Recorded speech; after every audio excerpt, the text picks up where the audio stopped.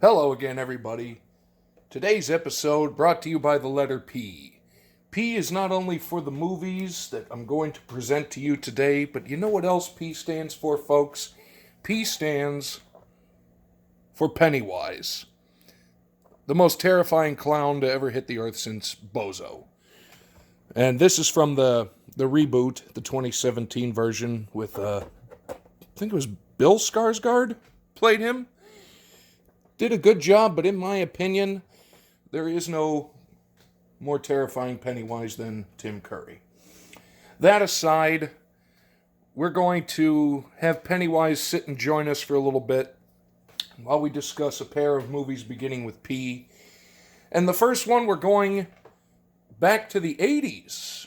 I know yesterday with O, we were in the early 70s, but now we go to the late 80s, 1988, more to the point, for the timeless classic, in my opinion, that is known as Pumpkinhead.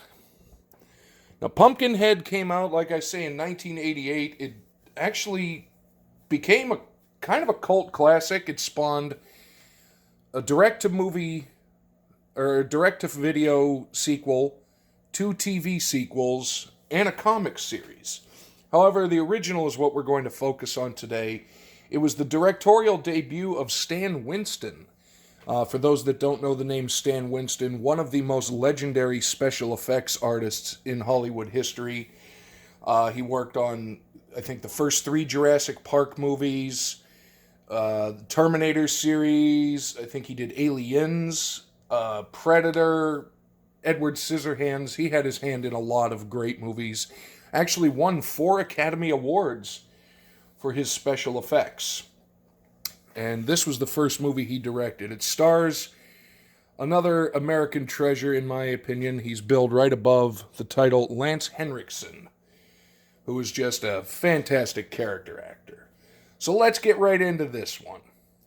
We begin in 1957. A man, his wife, and his young son are in a cabin in the woods. A man comes by asking for shelter. The old man refuses, threatens to shoot him unless he goes away. And the young boy watches the man walk off into the darkness only to be consumed by an unseen monster. I think he was unseen. But be that as it may. Now let us fast forward to the present, which I guess would be 1988. That son is now a grown man, played by Lance Henriksen. He is widowed, has a son of his own. He owns a country store. His son is mortally wounded and ultimately dies from an accident involving rowdy teens, as is always with any movie in the 1980s. Rowdy teens and their dirt bikes. Lance Henriksen's character, Ed, I think his name is Ed. Yeah, Ed Hardy? Oh, man. I think it was Ed Hardy. Let me double check that real quick. Yeah, Harley. Not the guy that does the Tigers. Ed Harley. He comes back, finds out what happened. The kids refuse to call the cops because the one that actually did it is on probation. So, Ed Harley / Lance Henriksen go to a witch. He gives her money, says he wants to resurrect his son. She says, I cannot do this. Therefore, he says, why wish revenge? So he goes corpse robbing, or grave robbing, digs up a corpse. She reanimates it using his blood and his son's blood into the titular monster of Pumpkinhead, a giant, spindly, demon-looking thing. The demon goes on to wreak havoc amongst the teenagers until Ed finds out that because he and the monster are one, he is beginning to change into said monster. And it ends with him making the sacrifice after seeing that the teens are starting to relent their ways. The ultimate sacrifice of taking his own life.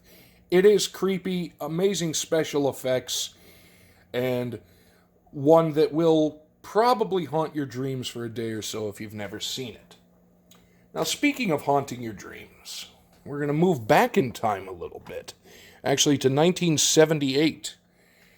And in the wake, pun intended, of Jaws, it spawned a whole series of what they would consider low-budget, fishy-type movies.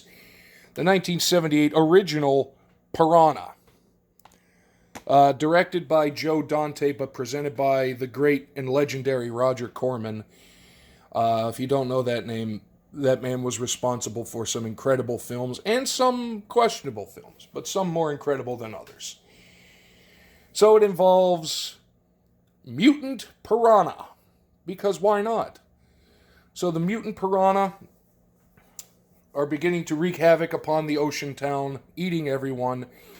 People are determining, hey, these piranha can not only survive in a lake or in a river, but they could probably get into the ocean and live in saltwater. Therefore, the school of mutant ravenous piranha are going to take over the entire planet.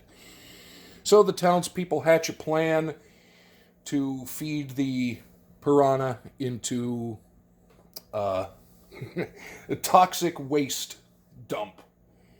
So you can see how that goes. But it was one of those movies that came around.